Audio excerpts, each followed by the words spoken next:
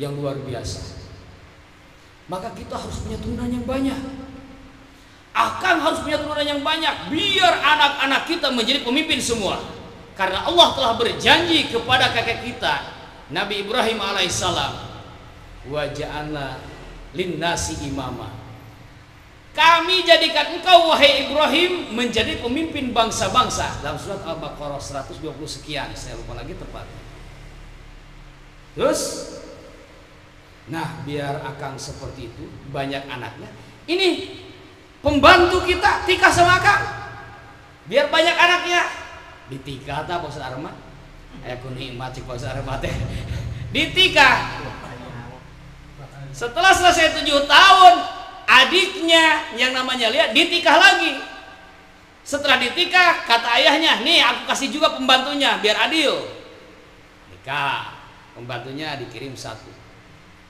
Ternyata dari Lia tidak punya anak. Sementara dari kakaknya sudah ada Pak. Dari kakaknya 6, dari pembantu kakaknya 2, jadi 8. Sementara dari saya belum punya anak. Wah ini berbahaya juga nih kalau begini gak ada keturunan. Maka akhirnya kata Lia ini, Kang, peperiheun ti abi can boga anak atau iya ti pembantu sugan kawin ku akang sila dikawin di wae eta pembantuna. Ini Pak Haji Dadu semangat banget dengarnya nih. Ditikah lagi. Jadi berapa nih? Pak. Ternyata melahirkan 2 anak. Menjadi 10 nih anaknya. Setelah pembantunya ditikah, ternyata Lia juga melahirkan 2 orang. Nah, 2 orang. Yang pertama Yusuf namanya, yang kedua Bunyamin. Maka genap 12. Maka Nabi Yakub punya keturunan 12, dan itulah yang disebut Bani Israel. 12 keturunan Nabi Yakub. Dari yang pertama, istri yang pertama ada yang namanya Yahuda. Nah, ke bawahnya anak-anak Yahuda disebut Yahudi.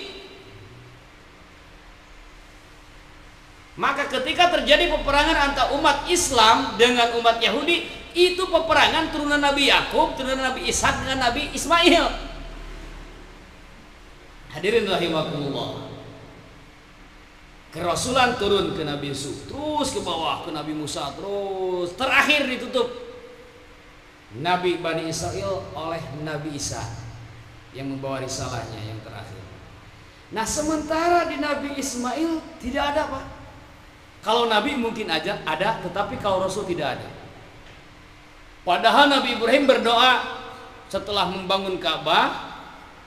Ka'bah waktu itu sudah hancur Pak, karena ada badai topan di zaman Nabi Nuh.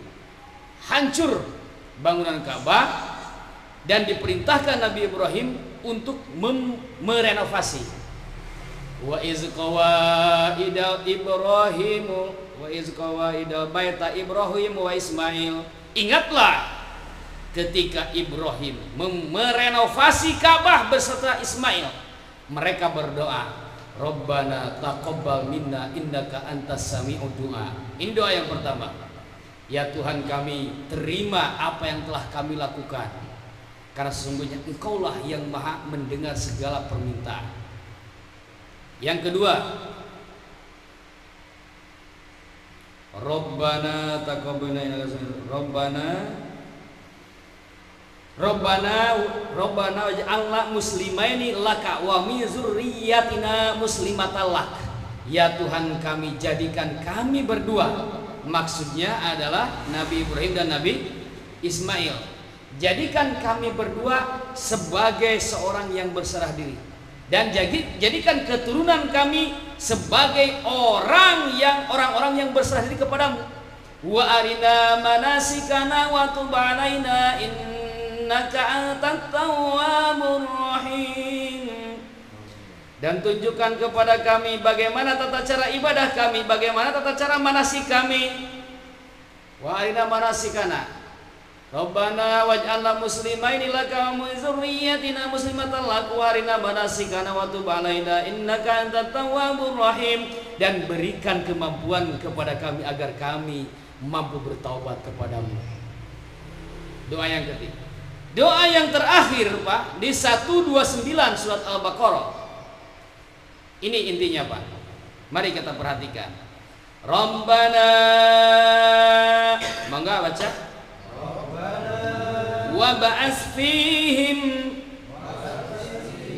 rasulam minhum yatlu alaihim ayatika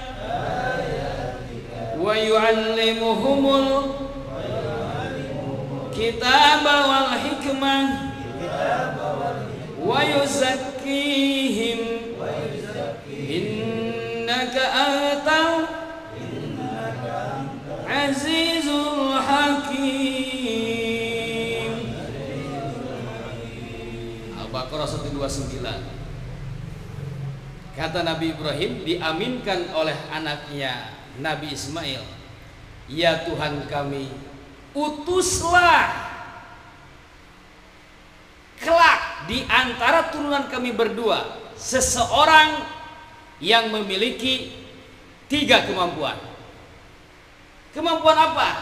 Yatlu, kemampuan tilawah, wa yu'allimuhumul kitab, kemampuan taklim, dan yang terakhir wa yuzakkihim, kemampuan tazkiyah. Apa-apa yang pertama? Kemampuan tilawah, yang kedua taklim, yang ketiga tazkiyah. Tilawah itu apa? Membacakan ayat-ayat Tuhan, supaya dengan tanda-tanda kekuasaan itu manusia mengenal kepada Tuhannya. Mana ayat-ayat Tuhan? Itu adalah diri kita dan alam semesta, dan itu disebut ilmu tauhid. Ilmu apa Pak? Ilmu tauhid. Yang kedua, wa yu'allimuhumul kitab wal hikmah, mengajarkan Alkitab dan hikmah. Ini oleh para mufasir, saya mencoba membuka sampai kurang lebih 25 tafsir. Itu taklim, apa yang diajarkan dalam taklim itu adalah ilmu syariah, identik dengan ilmu fikih. Nah yang ketiga, wa yuzakkihim tazkiyah, ini ilmu untuk mensucikan kaummu, untuk mensucikan kaummu dari kemusyrikan. Kata Syekh Abdul Qadir Al-Jailani qaddasallahu sirrahu nurani dalam kitab Al-Mukhtasar fi Ulumiddin, itu namanya ilmu tazkiyatun nufus, ilmu tasfiyatul qulub, ilmu mukasyafah, ilmu huduri, ilmu hakikat, ilmu laduni, ilmu akhlak, atau ilmu tasawuf.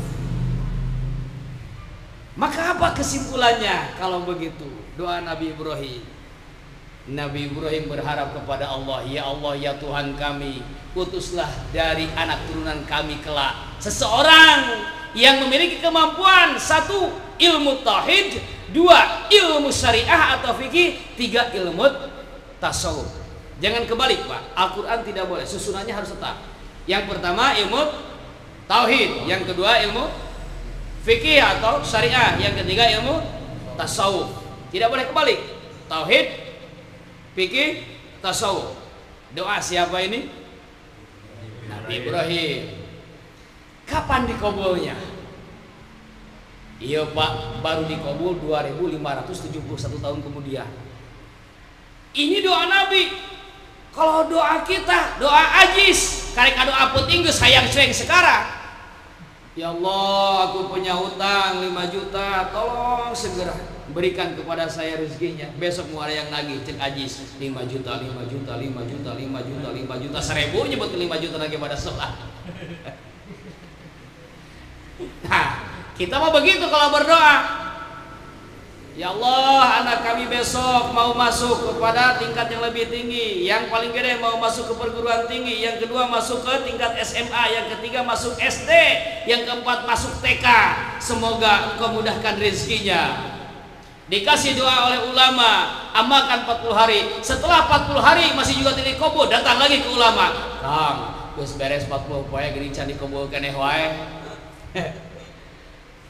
Kita mah berdoa teh ngatur Allah, bukan untuk diatur. Ini salahnya kita.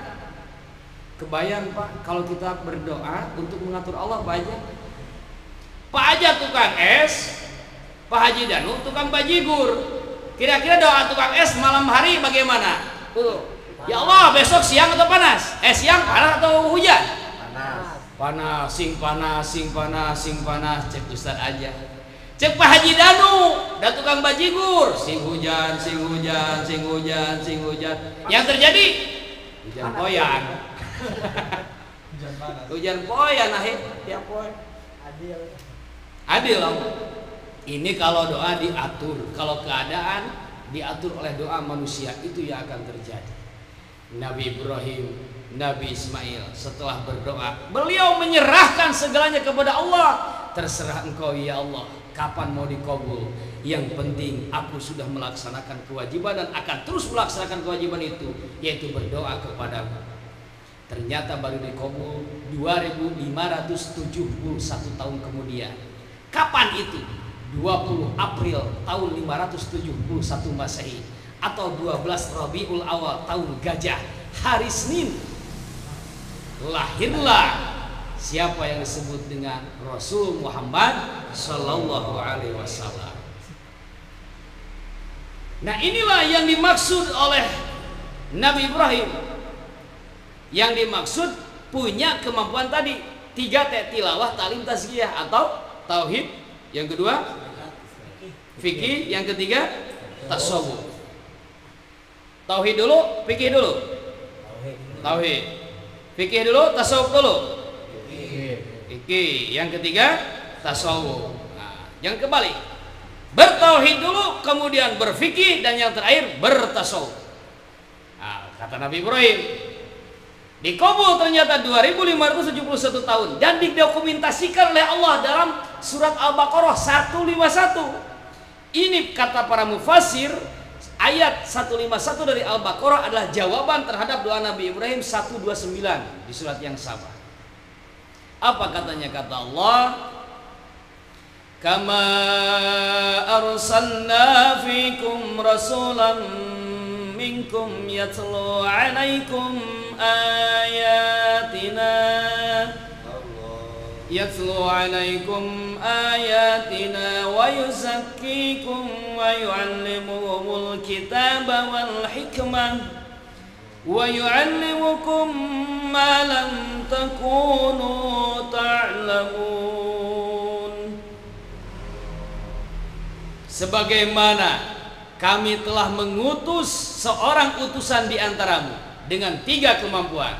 Yang pertama yatlu, tilawah, yaitu ilmu tauhid. Yang kedua wa yuzakkikum, tazkiyah, yaitu ilmu tazkiyah, yuzakkikum. Kalau fikih mah taklim, yu'allimukum.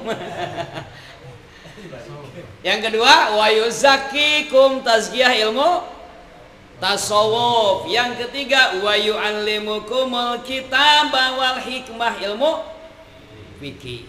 Perhatikan Pak ayatnya. Kita belajar bersama-sama merenungi ayat-ayat Allah.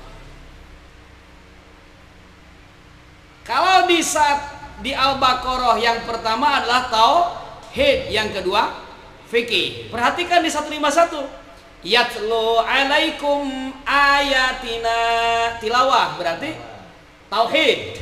Yang kedua wa yuzakkikum, tazkiyah berarti tasawuf. Yang ketiga wa yu'allimukum, taklim berarti fikih.